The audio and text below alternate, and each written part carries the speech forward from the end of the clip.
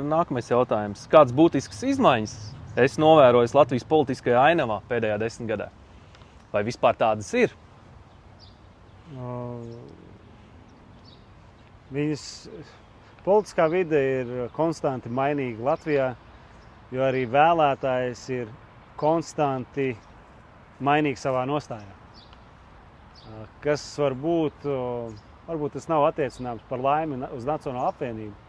Mūsu vēlētājs ir stabils un viņš par savām vērtībām nešaubās un zina, par ko mēs aizstāvam, bet to, ko es esmu pamanījis no tās pašas 12. Saeimas, kad tiku ievēlēts pirmo reizi, protams, es tajā brīdī atbildu tam sauklim, mums vajag jaunu sejas, mums vajag jauns politiķis, un tas bija brīdis, ka ienāca diezgan daudz jaunu politiķi, arī 14.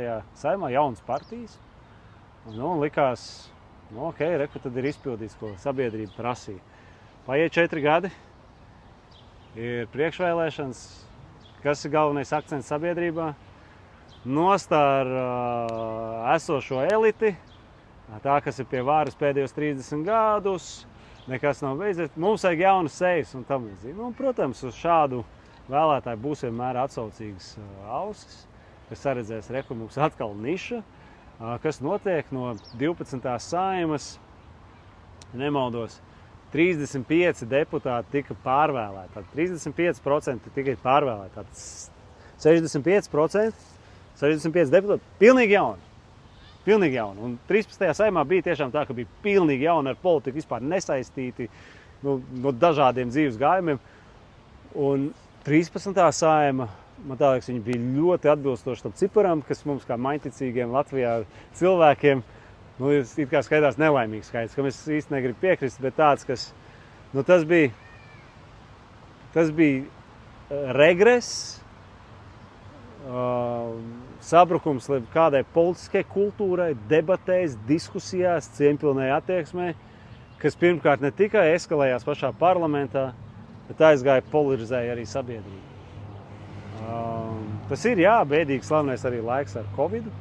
Tajā skaitā mēs redzam, sabiedrība bija sašķelta, bija tāda, tas parlaments, ka dažs labs priecājās, ka viena deputāta sūdzības mandātu komisijā, ka viņš tika nosaukts par idiotu no tribīnes.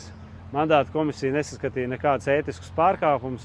Praktiski pasakot, turpmāk mēs varam ar šādiem apvainojumiem, ar šādu leksiku no Saeimas tribīnes debatēt, diskutēt par sabiedrībai nozīmīgiem jautājumiem. Tas, protams, uzreiz atspoguļojas sabiedrības vispār vērtējumā par parlamentu. Un man ļoti nepatīkami redzēt tos, tie reitingi, popularitāte, uzticība valsts iestādēm, kur sadalījums un parlaments ir ar vienu no zemākiem. Tikai 10% Latvijas iedzīvotāji uzticas parlamentam. Es teiktu, tā ir krīze. Tā ir krīze, un ko var darīt? Var darīt ir turēt savus solījumus, neuztvert vēlētājus pa muļķiem, un, ja arī ir kļūdas, tās atzīt, un tiešām būt tādā dialogā ar sabiedrību. Vai 14. Saeima ir savādāk 13. Debašu kultūras ziņā es teiktu viennozīmīgi, jā. Bet arī tur, ko es minēju par to mūžīgo, es nezinu, tas varbūt Latvijai tipiski, vajag jaunu sejas, viss. Es minēju, kāda izmaiņa bija no 12. uz 13. Saeimu, tad no 13. uz 14. Saeimu tika pārvēlēti tikai 25 deputāti. 25%. Es esmu absolūti pārliecināts.